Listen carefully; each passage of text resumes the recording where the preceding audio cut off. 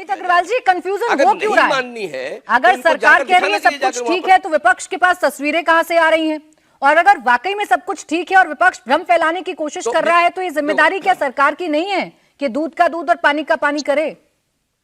देखिए प्राची जी, आज हमारे देश के अंदर कंफ्यूजन इसलिए हो रहा है कि राम भगवान को काल्पनिक बताने वाले आज हिंदू बन के निकले हैं, कोट के ऊपर जनेऊ पहनने वाले आज हिंदू बन के निकले हैं, इसलिए ये कंफ्यूजन हो रहा है।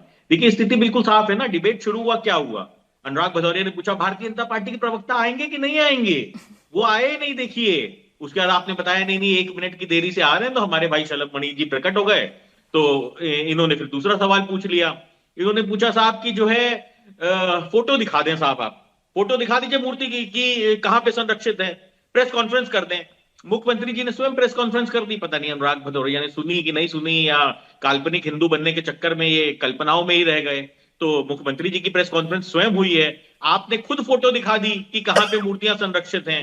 तो यहां पे बताने लगे हम साइकिल से बनारस जाएंगे, और साइकिल तो टूट चुकी है, तो साइकिल से तो ये कभी बनारस पहुंच ही नहीं पाएंगे मूर्तियां देखने के लिए। तो इसलिए यहाँ पे दोबारा बैठ के इन्होंने टेढ़े मेढ़े कहीं ना कहीं क्रियाकलाप करना शुरू कर दिया। तो स्थितियां साफ हो चुकी हैं कि बिल्कुल साफ तौर पे जो एफआईआर दर्ज हुई है वो ये दिखा रही है कि एआई की मदद से किस तरीके से भगवान के साथ खिलवाड़ किया जा रहा है विपक्ष द्वारा।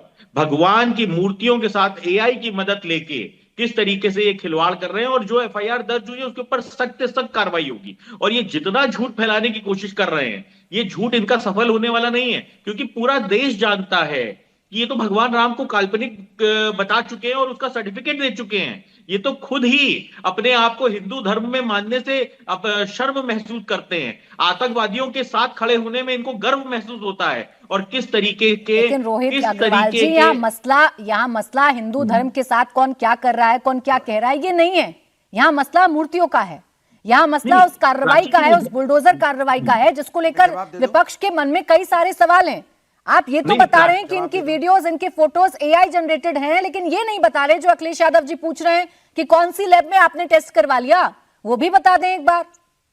नहीं, अखिलेश यादव जी को लैब का भी जवाब दे दिया जाएगा कि कौन सी लैब में टेस्ट हुआ है, उसका भी जवाब मिलेगा, उसकी चिंता मत करिए। परंतु एक बात सिर्फ ये बता दें कि 300 सालों के अंदर अहिल्याबाई होलकर जी को सम्मान किसने दिया?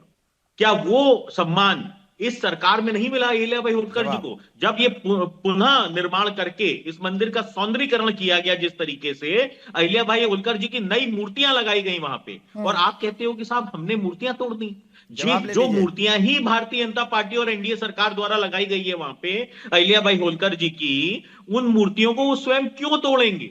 ये वो प्राचीन मूर्तियों की बात कर रहे हैं। रोहित अग्रवाल जी, आप भी गए होंगे मणिकर्णिका घाट, आपने देखा होगा वो चबूतरा जहां वो मूर्तियां लगी हुई हैं। और ये कतई मतलब नहीं है कि अगर आपने माता अहिल्याबाई होलकर जी को सम्मान दिया है तो उनकी मूर्ति के साथ छेड़छाड़ की कोई घटना नहीं हो सकती है, जैसा विपक्ष आरोप लगा रहा है। सिर्फ आरोप है ना, काल्पनिक आरोप है इनके, क्योंकि वो तो हमने प्रूव कर दिया ना। आपने तो खुद टीवी में दिखाया, जो सरकार ने फोटो जारी की है कि मूर्तियां पूरी तरीके से संरक्षित हैं, और उन मूर्तियों का हमने मणिकर्णिका घाट पे। अच्छा रुके रोहित अग्रवाल जी, अनुराग भदौरिया जी, काल्पनिक आरोप हैं आप लोगों के, फैब्रिकेटेड, सरकार को बदनाम करने के लिए। अच्छा देखिए आपने भारतीय जनता पार्टी, विश्व हिंदू परिषद और उनके सहयोगी दलों से सब पूछ लिया, कहाँ चले गए? सीए में चले गए, मस्जिद में चले गए, साइकिल पे चले गए, लेकिन पूछा सवाल जा रहा है कि ये बताइए कि आपने किस लैब में टेस्ट किया, वो नहीं बाद में बताएंगे। अरे लैब में टेस्ट किया वो भी बता दो ना, सर्टिफिकेट दे दो लैब में टेस्ट किया। आप सांसदों पे, इतने बड़े जो पद पे लोग हैं उन पे एफआईआर कर रहे हैं, और उसमें आप ये भी नहीं बताएंगे। दूसरी बात, बार बार दुनिया की बातें बता रहे हैं। अगर भारतीय जनता पार्टी से अगर हम दूसरे शब्दों में तो गए नहीं, हमने तुमसे पूछा नहीं कि आपने इंदौर में जो बच्चे यहाँ पे गंदा पानी पी के जिनकी मौतें हुई, क्या मैं गए उसमें? या हम कोडिंग पे गए क्या? कोडिंग पे नकली कप सिरप पीने से लोगों की मौतें हो गई, या हवा जहरीली? हम तो नहीं गए, हम तो 20 चीजों पे जा सकते हैं, क्योंकि आपके यहाँ पे लोगों की मौतें हवा जहरीली, पानी पी के या नकली दवा खा के हो रही है। हम सवाल ये पूछ रहे हैं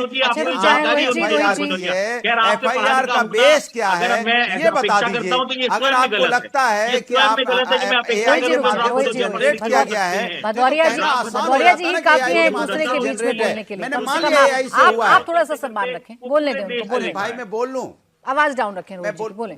मैं बोल लूं? बोले, मैं बोल लूं? अरे आप ही देखिए, बोले। मैंने आपसे, और फिर मेरा दूसरा सवाल था, फिर हमारे एक तिवारी जी बोलने लगे संत समाज, तो मैंने इनसे सवाल पूछा, आप हमारे सबके शंकराचार्य जी हैं, अभिमुक्तानंद जी, सरस्वती जी को आपने क्यों ना नहाने से रोका?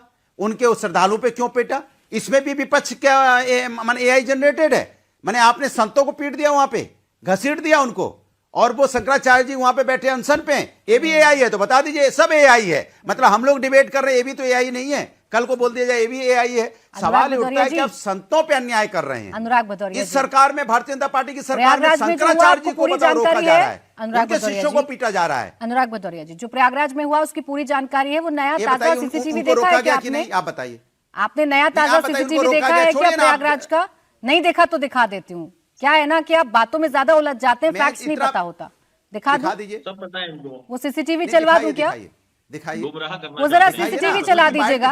अभी मुक्तेश्वरानंद को जब बैरिकेड पर रोकने की कोशिश की जा रही है, देखिए देखिए, रुकिए रुकिए रुकिए, ये देखिए, उनको बैरिकेडिंग पर रोका जा रहा था। उनसे सिर्फ ये रिक्वेस्ट की जा रही थी शंकराचार्य जी से कि आप यहां से पैदल स्नान के लिए चले जाएं, लेकिन ऐसे धक्का मुक्की हुई कि सारा का सारा बैरिकेडिंग पीछे की तरफ खिसक गया।